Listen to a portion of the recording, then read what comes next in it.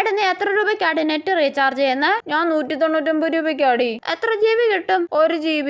ഈ 1 GB നിനക്ക് ഒരു ദിവസം മുതലാവുന്നുണ്ടോടി? ഇല്ലടി, ഒന്ന് ഇൻസ്റ്റാഗ്രാം യൂട്യൂബ് എടുക്കുമ്പോ തന്നെ തീരുടി. ആണെന്ന് എനിക്കും ഒരു സിനിമ പോലും ഡൗൺലോഡ് ആക്കാനുള്ള MB കിട്ടുന്നില്ല അല്ലേടി? ആണെന്നേ. എടി നീ ഇതുപോലെ അമൃത മിക്കി പിങ്കി. എന്താടി ലൂസി, എന്താ കാര്യം? എടി ലൂസി നീ കാര്യം പറയടി. എടി കോളേജിന്റെ വൈഫൈ പാസ്വേഡ് കിട്ടി.